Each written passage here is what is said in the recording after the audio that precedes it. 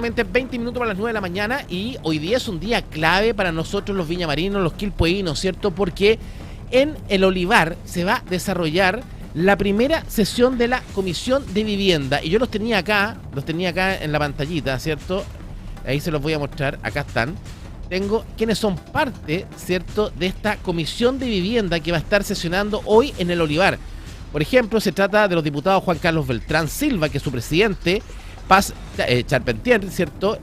Ana María Gasmuri, Alfredo Jofré, Javier Muñoz, Alex Nehuequín, Cristian Neira, Emilia Nubado, Mario Olavarría, Omar Sabat, Macarena Santelice, alguien de la región, Héctor Ulloa y Tatiana Urrutia. Ellos son parte de la Comisión de Vivienda que va a estar sesionando a las 12 horas en el Olivar. Pero dicen que no va a Pouge. Y entonces, ¿para qué vamos si no está el ministro? ¿Cierto? ¿Y por qué van? Porque hay que saber qué está pasando con la reconstrucción. Acá en nuestro estudio está con nosotros Erika Mayra, ¿cierto? Abogada de la empresa patrocinante Social Arquitectura, quien tiene querellado Pouge. Usted se lo llevó a tribunales. ¿Cómo está, Erika? Bienvenido, buenos días. Gracias, así es. Querellado. Total y absolutamente querellado Pouge. Contextualicémosle a la audiencia. ¿Por qué presentan ustedes como Social Arquitectura esta querella contra el ministro que toda la gente adora y toda la gente quiere, el ministro más con mejor reconocimiento de la gente por parte del gobierno acá, ¿no? Así es, bueno, pasa muchas veces que hay situaciones que son de carácter inexplicable. Y cuando son de carácter inexplicable desde la legislación, desde la normativa, desde los contratos, uno tiene que buscar explicaciones. Y cuando empieza a investigar encuentra anomalías, situaciones que te dan luces de efectivamente hechos que no corresponden a lo que todos estamos acostumbrados a la legalidad, como estábamos comentando, y en ese sentido es que pudimos lograr la convicción de la existencia de al menos 5 delitos en relación a la situación del Olivar, en relación al ministro Pouge, en particular prevaricación administrativa, falsificación de instrumento público, material e ideológica, y además el delito de fraude al fisco. A ver, partamos por la primera. ¿Por qué tú dices que qué es lo que es la prevaricación? Mira, la prevaricación administrativa es un delito donde se establece que cuando un funcionario público, no del orden judicial, del orden administrativo, como es el caso, dicta una resolución manifiestamente injusta a sabiendas, comete el delito de prevaricación administrativa. O sea, en el fondo, cuando un inspector o algún funcionario cualquiera, ¿cierto?, emite una información sabiendo que no es cierta. Se trata de una resolución, o sea, que toma una decisión que causa efectos en los derechos de terceros, ¿no es cierto?, que a sabiendas se hace en desapego de la legalidad y de los hechos. Ahora, esta prevaricación que habría hecho el ministro Pouge va directamente apuntando que el término de los contratos con usted, porque él no ha terminado los contratos todavía, ¿o sí?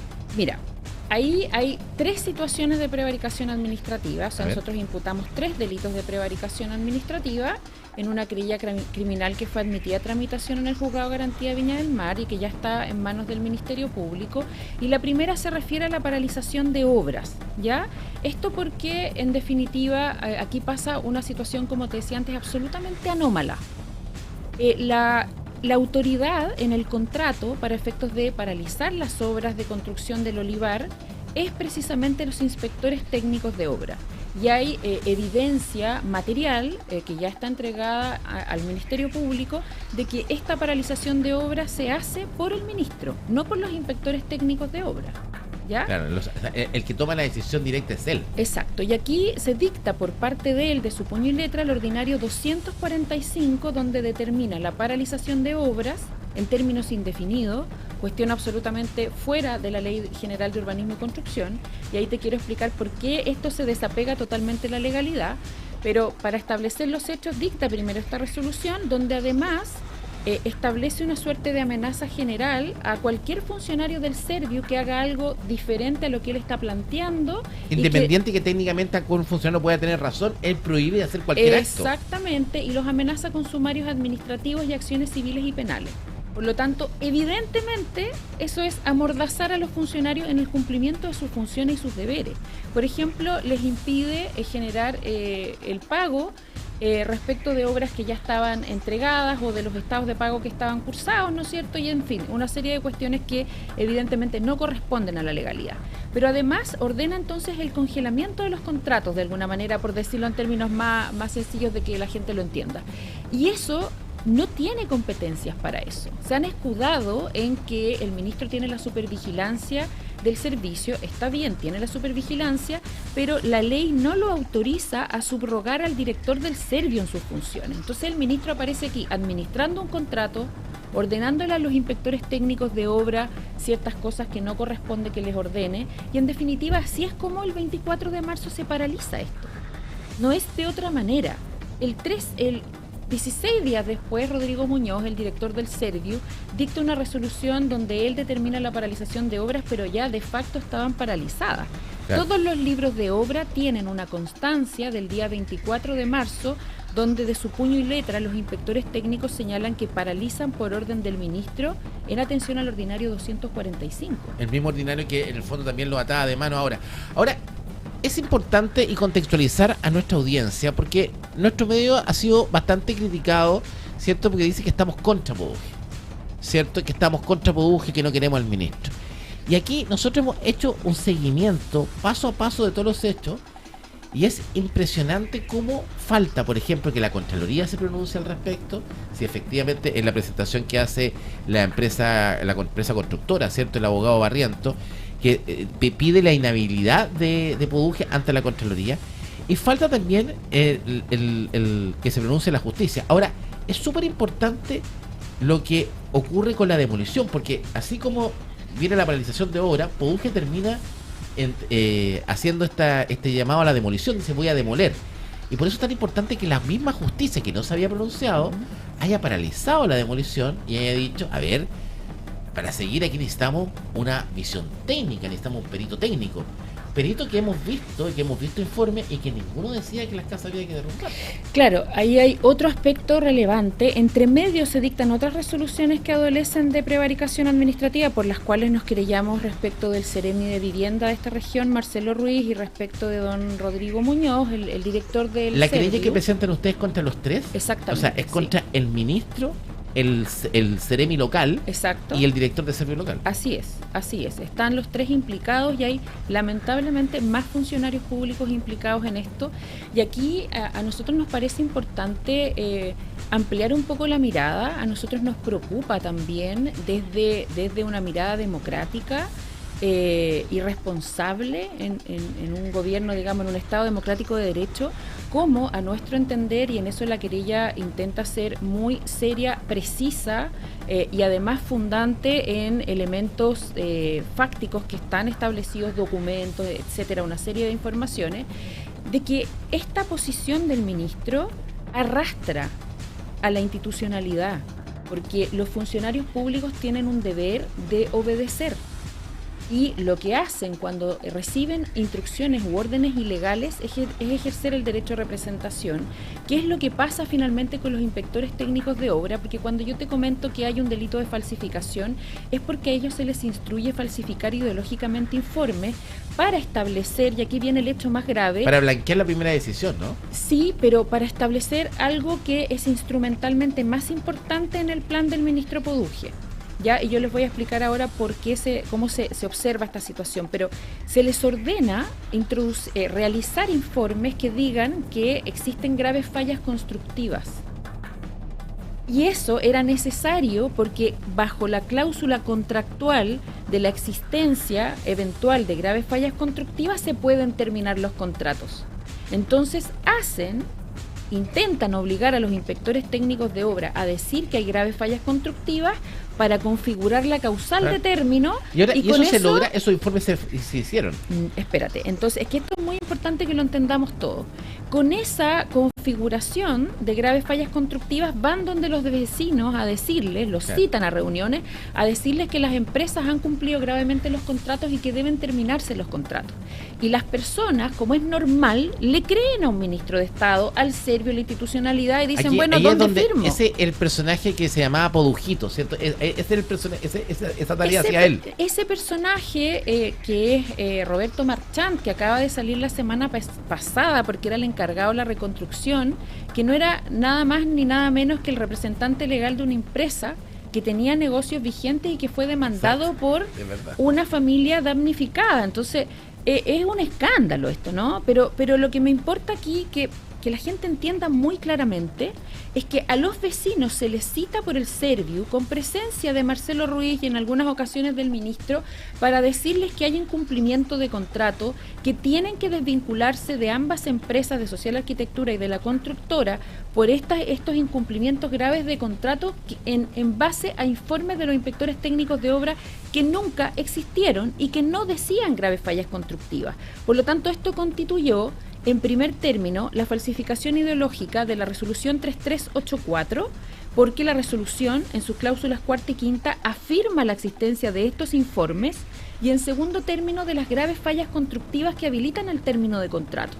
Entonces se dicta una resolución por Rodrigo Muñoz a instancias del ministro Poduje y a instancias del Ceremi, que tuvo participación también en eso, para poder granjearse la situación jurídica que les pudiera permitir terminar los contratos. Y con esto engañan a los vecinos. Ahora, cuando tú dices que estos trabajadores, ¿cierto?, estos inspectores de Serviu, falsifican o hacen esto, no falsifican, sino que generan estos informes con diciendo que las casas tenían falla, ¿por qué dices que son falsos? Porque, ya, ahora te voy a contar. Porque estamos por puntos, o sea, sí. Independiente que ningún informe que tuvimos a la vista técnico decía que había que demoler las casas, sí los informes demostraban que habían ciertas irregularidades en la construcción de las casas, habían fallas que eran reparables, fallas que pasan en cualquier construcción, pero habían fallas en las casas. Ya, mira, te voy a dividir esto en dos situaciones, porque esto es fundamental que se entienda con claridad. Voy a dejarte esta pregunta para el segundo término, porque lo primero es qué pasó con los inspectores técnicos de obra. Pudimos conocer a través de reportajes de investigación de BioBio y de Reportea lo que pasó con los inspectores técnicos de obra. A ellos se les pide el día 9 de abril que emitan estos informes con un contenido preordenado desde la DITEC, la Dirección Técnica de Obras del MIMBU, es decir, del Ministerio de la Vivienda, ¿no es cierto? Exactamente, de Santiago. Quienes les imponían el contenido de sus informes. Y ahí ellos dijeron, no, esto no lo podemos suscribir, porque no es real, no corresponde a lo que nosotros entendemos que pasa acá. Ese contenido que le estaba pidiendo la DITEC del MIMBU era decir, ponga que tengan falla. Que esto hay en el fondo graves fallas constructivas, hay falsedad en los materiales, etcétera, etcétera, ¿no? Secundando toda la versión que el ministro quería establecer. Y los trabajadores de acá se oponen. Ellos dicen que no van a suscribir esto, primero porque ellos son los inspectores técnicos de obra y no se les puede sugerir el contenido de su informe. Eso es ilegal. Eso ellos lo manifiestan, ¿ya? Y en segundo término, ellos dicen que ellos, teniendo esas competencias, deben generar su propia evaluación de la situación. Y se produce un tira y afloja. Y ahí comienzan a ser amenazados de sumarios, de despidos, a ser maltratados, de hecho, y en este contexto ellos, me parece admirable, resisten todas estas presiones, y pasa desde el día 9 de abril hasta el día 13 de abril, donde ya en el fondo los citan a reunión y los emplazan, y ya hay intervención de otras autoridades relevantes en esto, como el Ceremi de Vivienda de la región. Estas presiones se intensifican y finalmente ellos deciden realizar informes, emitir informes. Pero con su visión. ¿Qué te quiero decir con esto? El día 9 se dicta una resolución afirmando que existen informes y que en virtud de los informes que existen se dicta la resolución, cosa que es falsa porque no había ningún informe. Y el día 13 ellos deciden suscribir informes, pero finalmente, como no es aceptada su posición técnica, porque no es lo que el ministro quería, ellos lo único que hacen es emitir los informes antedatados con fecha 9, representando que eso es ilegal, porque saben que antedatar un informe es falsificar un instrumento antedatar público. Un informe se refiere, Erika Mari, estamos con Erika Mari, antedatar es cambiar en la fecha. Exacto. Si yo lo hice con fecha 13, no le puedo colocar fecha 9.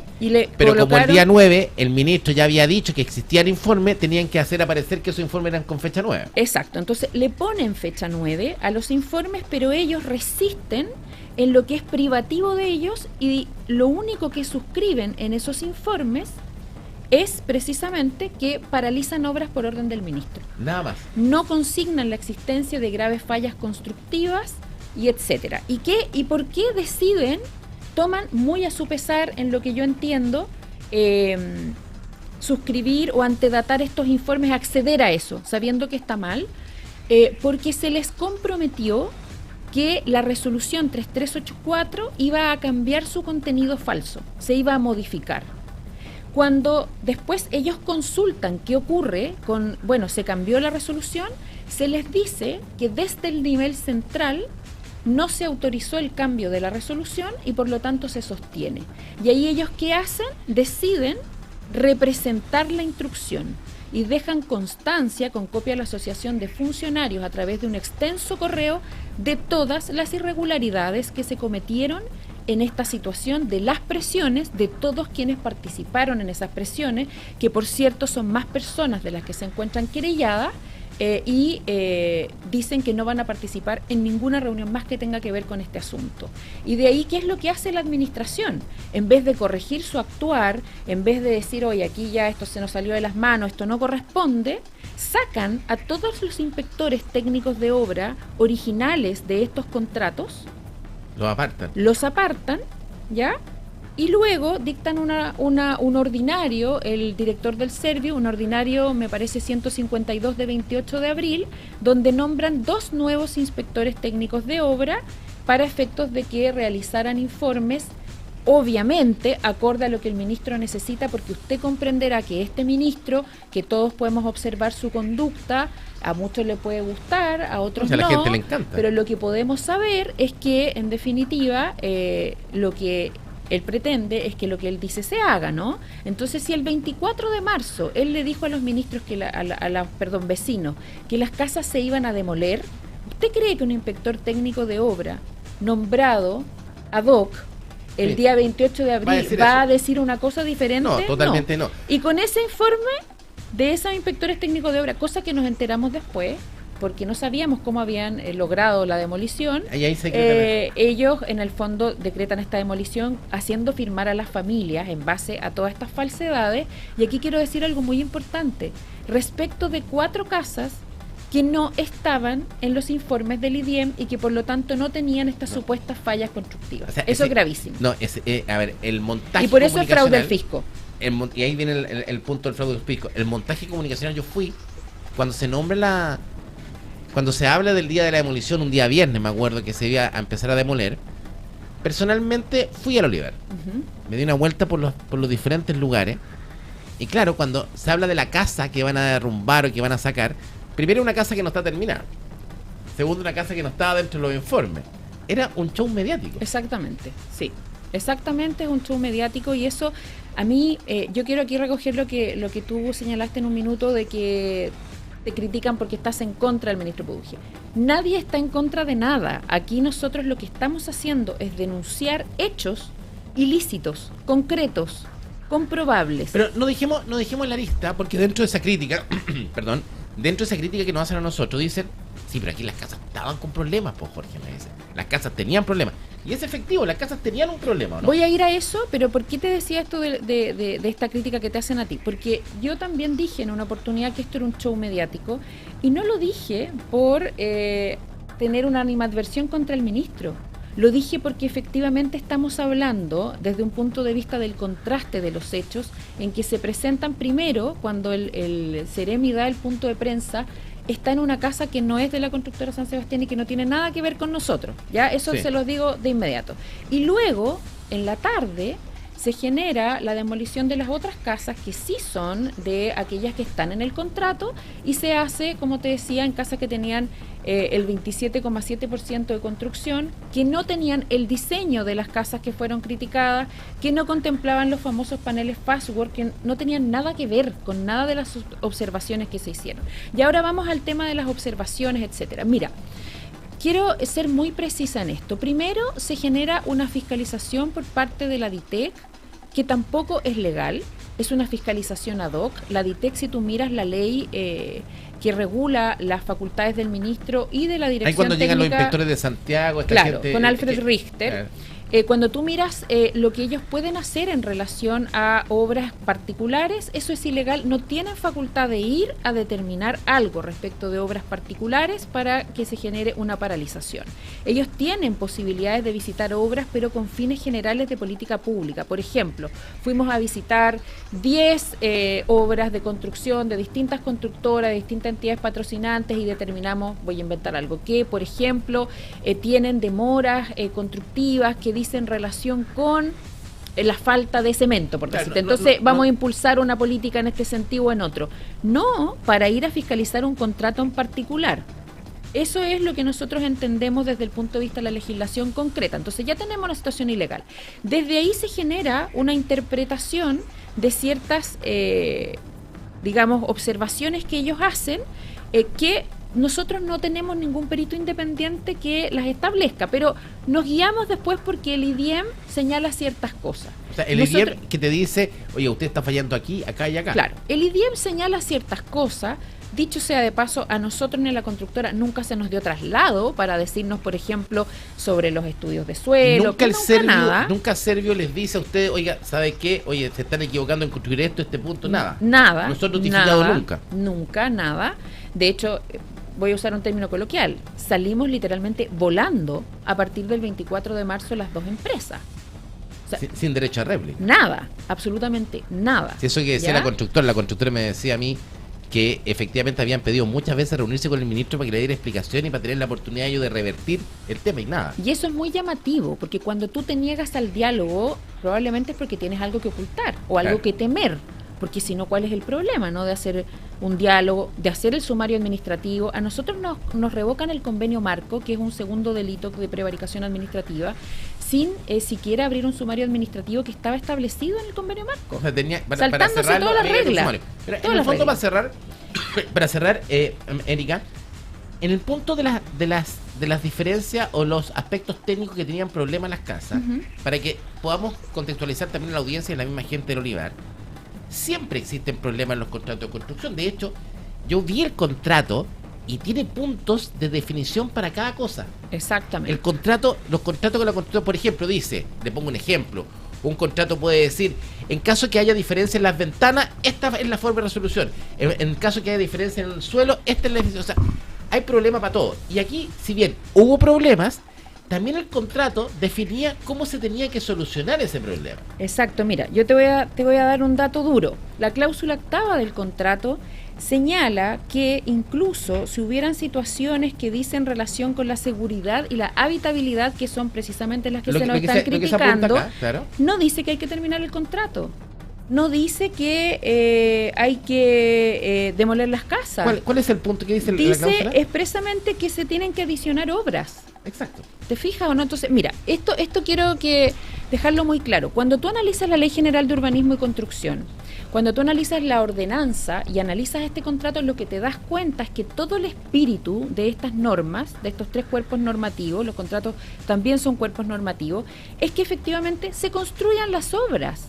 Es buscar avanzar en la construcción de la obra, no en la destrucción de las obras. No, pues es siempre entonces, avanzar. Cuando tú tienes un ministro de Vivienda y Urbanismo tan empeñado en la destrucción de las obras, y cuando además escuchaste que desde diciembre del 2025, antes de ser ministro, comenzó a desprestigiar a ambas empresas, y cuando además te das cuenta que utiliza antecedentes proporcionados por otras empresas afines a él, que tienen reuniones privadas que no están registradas en ley de lobby con él, que es parte de los antecedentes de la querella, y así una seguidilla de cosas poco transparentes, por supuesto que tienes que desconfiar. Y además, cuando tienes evidencia cierta de aquello, porque existe incluso en el propio Instagram del ministro esta información. Lo que llama la atención y es muy... porque es muy mediático, porque el ministro sabe jugar muy bien con las cámaras y sabe comunicar excelente. Bueno, por algo estuvo en el programa Sin Filtro y un buen panelista. Es un buen showwoman, ¿cierto? De la política. Showman. Un showman, exacto, no woman, tiene razón. Un showman. Y alto más encima el ministro. el punto está que él dice, es que yo no voy a entregar casas malas a la gente. Nunca se han entregado casas malas a la gente. De Nunca, hecho, el contrato no iba a permitir que pasara eso. Exacto, eso está todo contemplado en el contrato y de hecho es bien interesante porque el IDIEM lo que hace es decir, hay que hacer ciertos reforzamientos, no para que las casas queden mejorcitas, sino que para que cumplan las normas constructivas plenamente. Y aquí tengo que decirte algo muy importante que me interesa que quede muy claro. No se entregaron casas falladas. Las casas no estaban entregadas, el contrato estaba en ejecución. Exacto. Entonces aquí tenemos la figura de que un ministro interrumpe ilegalmente un contrato en ejecución. El contrato está en ejecución, las casas no estaban entregadas y faltaba un informe. Faltaban dos cosas. El término de obra del Servio, donde nos podrían haber hecho las mismas observaciones que nos hizo el IDIEM. Claro, en el fondo ¿Ya? que llegara a Servio a revisar y dijera, no, cámbiame la puerta, cámbiame la ventana. Exacto. Y las mismas observaciones que nos hizo el IDIEM, faltaba eso. Y además faltaba la recepción por el DOM. Entonces habían dos revisiones respecto de un grupo de casas, porque respecto de otras casas habían más revisiones todavía. E incluso paraliza la realización de las obras de otras 300 casas que no tenían nada que ver con estas 56. Bueno, ese es un punto importantísimo. Yo estuve hablando con la otra constructora que está construyendo. Bueno, ustedes, la Social Arquitectura, ¿cierto? Con la constructora prácticamente tenían asignada el 80, el 90% de los cuatripareos, ¿cierto?, que están construyéndose en el Olivar. Hay cerca de un 10% que la está construyendo otra empresa, que yo conversaba con ellos en la construcción, y yo le preguntaba por qué tenía tantos contratos, porque ella me decía, no, nosotros estamos tomando por cada cuatripareo un contrato, que a diferencia de ustedes hicieron un grupal. Al salir la constructora y Social Arquitectura, prácticamente se paralizó la reconstrucción. O sea, hoy día el único que está reconstruyendo esta empresa chiquitita, ¿cierto? El mismo ministro se puso como meta que la reconstrucción iba a estar terminada en enero. Esto es imposible. Mira, yo te voy a contar algo. De nuevo, a mí me interesa siempre hablarte con datos duros. Llevamos 93 días de paralización. Mira. ¿Ya? En que no ha pasado nada más que todos estos escándalos que estamos observando. El ministro el 24 de marzo, en una reunión cuyo texto fue notarizado y fue acompañado a la Fiscalía, le dijo a los vecinos que en 2 semanas demolía todo, sí, y reconstruía. Exacto. Y llevamos 90 días de paralización. Esto es inadmisible. No sé, el mismo ministro, ¿ya? Acuérdate tú cuando el ministro dijo voy a eliminar todo en Navidad. En el fondo, la primera nota que nosotros tiramos cuando el ministro Poduje habla por primera vez de demolición, la primera nota de nosotros la tiramos con signo de pregunta. ¿Miente Poduje? Mira, ¿miente el ministro? Sí, Erika? Lamentablemente tenemos que decir el día de hoy, yo como abogada lo siento muchísimo, que un ministro de Estado, el ministro Poduje, ha mentido reiteradamente. Te voy a contar ahora, y también quiero aclararlo porque me sorprendió hablando con parlamentarios que estaban convencidísimos que Social Arquitectura tiene 5 querellas presentadas por el ministro Poduje y no hay ninguna querella presentada. ¿Usted no ha sido querellado por el ministro? Nunca hemos sido querellados por el ministro Poduje. Y de hecho, él mismo lo aclara cuando dice en un comunicado el día viernes pasado, entiendo, que está requiriendo la intervención del Consejo de Defensa del Estado para querellarse en contra nuestra. Él jamás se ha querellado en contra nuestra. Entonces, no es esa mentira solamente, es un cúmulo interminable de mentiras que se han ido consolidando en la opinión pública para fundar la visión del ministro, pero que no tiene asidero. ¿En qué debiese, si tú tienes la razón, si Social Arquitectura tiene la razón, si la constructora tiene la razón y Poduje es el mentiroso y está equivocado, ¿en qué debiese terminar esto? Porque aquí tenemos que defender el Estado de Derecho, ¿cierto? Si aquí lo que está y lo preocupante de esto es que el ministro se saltó todas las leyes y pone en duda la credibilidad del Estado en contrato con privados, y es muy grave. Exacto, nosotros lo que esperamos es lo que le estamos pidiendo a la Corte en los recursos de protección. Le estamos pidiendo a la Corte que restablezca el imperio del derecho y por lo tanto restablezca el contrato. ¿Por qué? Porque el contrato es ley para las partes. El artículo 1545 del Código Civil consagra esta norma que es centenaria, o sea, en todos los estados democráticos de derecho lo que contratan las partes es ley para las partes. Y él no tiene facultades, no es parte en el contrato para incidir como lo hizo. Y queremos desde ese punto de vista que se retomen. A ver, esto es crítico. Aquí se construyeron confianzas con los vecinos que el ministro destruyó. Generó la división también entre los vecinos. Una situación que venía trabajándose en comunidad a través del trabajo social que se hace, que está entregado a las entidades patrocinantes, que logran aunar criterios, llevar a las familias de cierto modo para efectos de que puedan generar estos contratos, lo rompe. ¿Y con qué objetivo? Porque uno se pregunta, ¿cuál es el objetivo del ministro? ¿Está arreglado con alguna constructora? ¿Es amigo de alguno? ¿Cuál es el negocio de él en hacer esto? Mira, ¿o solamente es político? Decir lo que venía haciendo era malo y yo voy a hacer algo bueno. Nosotros responsablemente lo que te podemos decir es que hasta el momento conocemos motivaciones políticas. O sea, él a través de su consultora Atisba dijo hace mucho tiempo atrás que todo lo que se había hecho en el Olivar era un desastre, todo lo que se había hecho en la reconstrucción en Viña del Mar era un desastre. Entonces él ya tenía una opinión previa y lo que hizo fue tomar acciones para destruir lo que se había hecho en el Olivar y poder él determinar lo que se iba a hacer ahí. Eso está documentado en la querella a través de distintas expresiones que él manifestó en distintos espacios, ¿ya? Si tiene otro tipo de motivaciones vinculadas a empresarios de su agrado, no lo sabemos. Esperamos que una investigación objetiva, que es lo único que pedimos al Ministerio Público, pueda esclarecerlo, pero responsablemente yo no lo puedo afirmar. Pero hay muchísimos indicios de utilización política de una situación compleja y dolorosa de los vecinos del Olivar. Ahora, esta querella presentada por ustedes, porque voy a los vecinos. ¿De qué les sirve a los vecinos esta querella? ¿Esta querella podría, por ejemplo, a ustedes volverlo a llevar al terreno a terminar las casas? No, esta querella no tiene esa finalidad. Las querellas criminales lo que tienen como objetivo es que se esclarezcan los hechos, ¿no es cierto?, y se determinen las responsabilidades. Y eso para nosotros es tremendamente importante porque primero se dinamitó un capital muy importante que era la confianza contractual en los vecinos. Por otro lado, se arrasó con la reputación de la empresa Social Arquitectura injustamente en base a mentiras y a falsedades. Y en definitiva también a nosotros nos importa que el Estado funcione como corresponda y que se cumpla el contrato. Ahora ustedes como empresa, si aquí viniera una disculpa, viniera un nuevo ministro, ¿estarían dispuestos a volver? Nosotros lo que creemos es que aquí no se trata ni de disculpas ni de tipo de situaciones de esa naturaleza. Aquí lo que se trata es que se restablezca el imperio del derecho. Pero restableciendo ese imperio del derecho, ¿estarían dispuestos a seguir la construcción posterior? Por supuesto que sí. Por supuesto que sí, porque como te decía, aquí hubo un trabajo muy serio con las personas y ustedes entregaron de las casas que ha entregado, que es parte social de arquitectura, hay unas casas muy lindas en Quilpué, ¿cierto? Ustedes han sido parte de esta reconstrucción. La constructora... Es impresionante el currículum que tiene la constructora de cuántas soluciones habitacionales había entregado. Y en eso te quiero decir también algo muy importante. Hay mucha evidencia en videos, en grabaciones que nosotros tenemos, en que los vecinos, porque aquí se han plantado un montón de mentiras, en que los vecinos dicen que ellos eligieron a la constructora San Sebastián, que nadie se las impuso, sí, que ellos decidieron trabajar con nosotros, que nadie se lo impuso, y dan también una razón de hecho muy importante.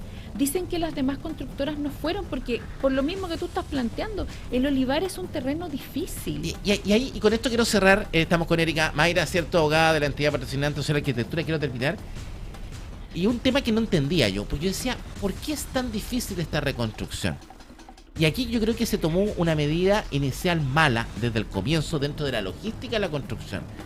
Porque aquí no se quema un paño, no se quema una población, se queman distintas casas. Entonces uno entra al Olivar y hay una casa en esta esquina, en dos calles más allá, otro Guachipareo, son en diferentes puntos. Y en diferentes cerritos, son como cerritos. Y diferentes cerritos. Claro. Entonces no se trata que voy a reconstruir una población en un cuadrante, no. Por lo tanto son diferentes inicios de obra. El costo es carísimo. Carísimo.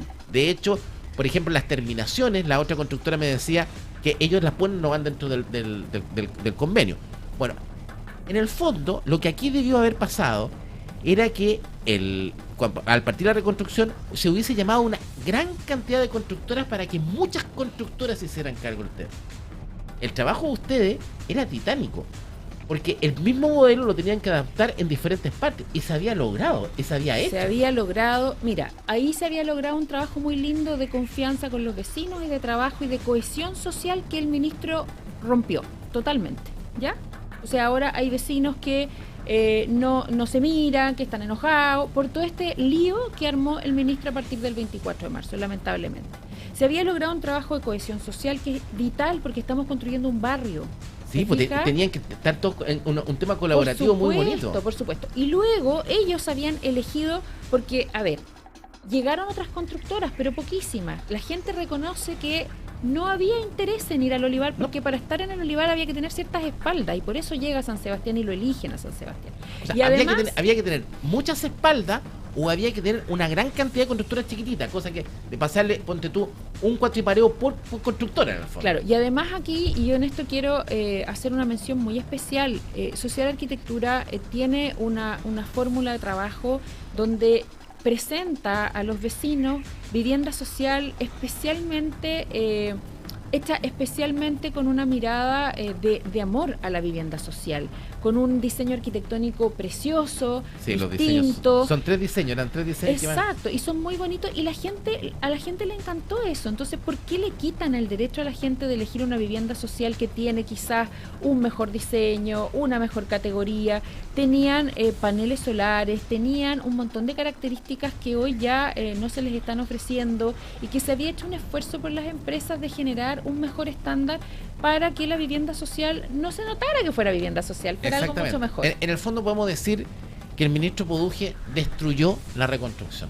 Lamentablemente en el Olivar sí, yo también observo que todo esto está entrampado porque desde el punto de vista legal todo lo que han hecho no corresponde, entonces es muy difícil que lo puedan continuar. No sé quién le va a firmar al ministro más resoluciones de esta naturaleza en el Servio, considerando además que es un órgano descentralizado.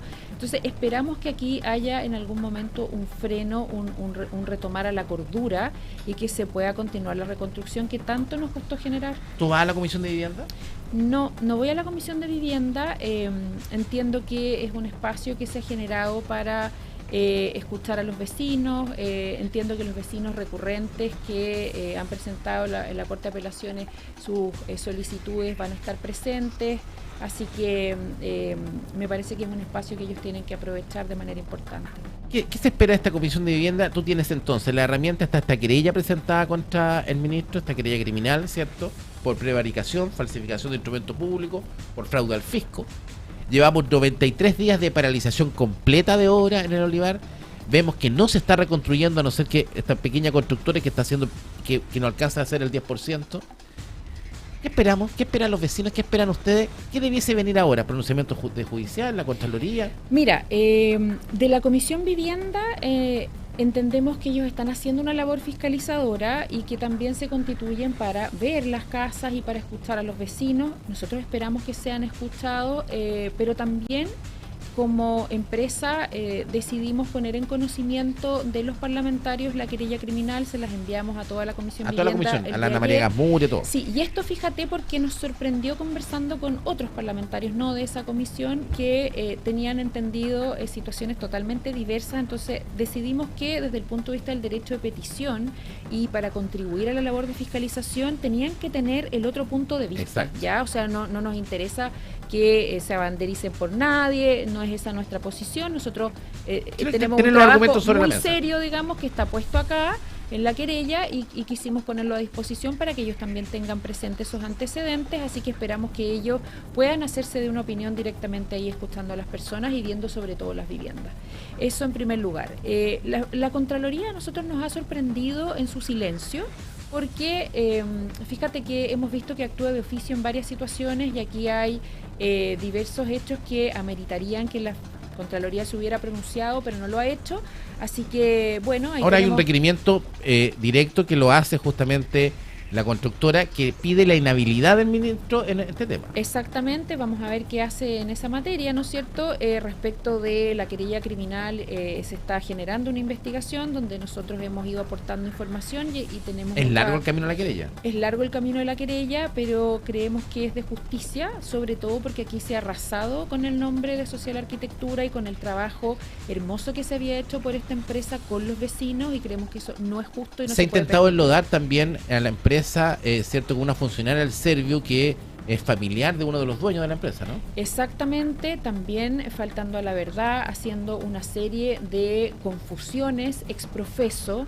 De hecho, la entiendo, yo no la represento a ella, así que no tengo, capacidad de hablar en su nombre, pero entiendo, supe por ustedes que publicaron ayer que la Asociación de Funcionarios la respaldó y explicó justamente cómo se hace una confusión exprofeso de la función de ella para enlodarla. Es una nota nuestra y de hecho va a estar también la otra entidad patrocinante que no tiene nada que ver con la reconstrucción. Exacto. Y la quisieron meter uno a uno. Va a estar con nosotros Soledad Monsalve en un rato. Entonces, Jorge, te pido brevemente solo señalar que esa situación, más varias otras, corresponden a lo que nosotros hemos llamado un matonaje comunicacional, donde el ministro usa a los medios de comunicación y su posición de popularidad para liquidar a esta empresa, porque necesita que salga del olivar, porque ya está, muy a fondo en la situación del olivar, comprometido, y necesita sacarnos, necesita acallarnos, y para eso fíjate que lamentablemente se han prestado algunos medios de comunicación. Hay medios que nos hicieron consultas respecto a este tema sin entregarnos toda la información, sin decirnos de qué se trataba. ¿Tú te refieres a Radio Bio Bio? Sí, me refiero al reportaje de investigación que salió por Bio Bio el día viernes, que la verdad tiene una serie de falsedades que nos sorprende, porque además nos consultan, pero nos consultan contándonos la mitad de la información, lo que me parece que desde la ética periodística no procede. Entonces me sorprende mucho la situación, digamos. Y bueno, es un matonaje a nivel comunicacional por una parte, y por otro lado se generan, ¿no es cierto?, vulneraciones de derechos, como lo que ocurrió con esta funcionaria, y también una serie de actos que continúan en la ilegalidad precisamente para negar la sal y el agua hacia la arquitectura. O sea, lo que pasó con la EP 1 a 1 es que se estaba trabajando en el traspaso de un proyecto que no había ingresado al Servio. Por lo tanto, no tenía la obligación que se le impone, que se plantea en ese reportaje, de que estábamos traspasando ilegalmente un proyecto a la EP 1 a 1. Eso es totalmente falso, y además no tiene nada que ver con el olivar, ni con la reconstrucción, ni nada. Entonces, ahí tú te das cuenta cómo se van utilizando mecanismos para amedrentar a empresas que puedan querer trabajar con nosotros, controlar el mercado, lo que es totalmente ilegal, etcétera. Y en eso está implicado funcionarios del Estado hoy día que se encuentran querellados, y que creemos que ya aquí tiene que haber un punto de límite de stop. Matonaje comunicacional del ministro, ¿cierto? 93 días de paralización de obras. Un ministro querellado por prevaricación, falsificación y fraude al fisco. Una empresa que quería reconstruir casas, ¿cierto? Y no la dejaron reconstruir. ¿Por qué la sacaron? Porque ni siquiera tuvo tiempo de respuesta. Vamos a ver qué pasa con este ministro. Yo, de verdad, no había visto un caso así en Chile. Yo tampoco, y por eso es sorprendente. Y la falta del respeto al Estado de Derecho. ¿Cómo se pasaron los contratos? Pero y no hay respeto. Mira, Jorge, y aquí yo quiero poner un punto muy importante, porque me ha tocado conversar con muchas personas que me dicen, pero es que, ¿qué gana el ministro y por qué miente?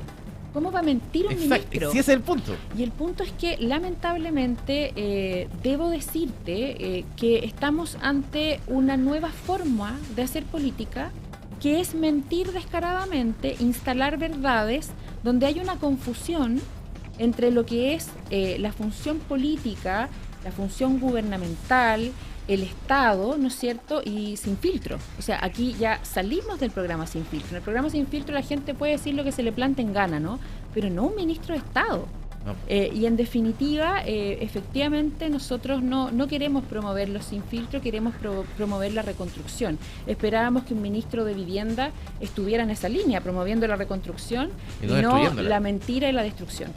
Muy cierto. Erika, muchas gracias por esta visita. A ti, Jorge. Vamos a seguir en línea. Nosotros hemos seguido este caso desde el primer día, ¿cierto? De que prácticamente el ministro asumió, y de la primera vez que dijo el ministro hay que demoler, y nosotros dijimos, ¿estará mintiendo, Boduje? Pero parece que, como tú dijiste, bastante mentiroso el ministro. Así es, lamentablemente.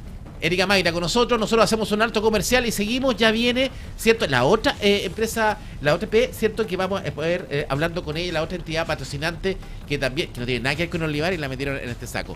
Comerciales y seguimos. Esto es punanoticia.cl.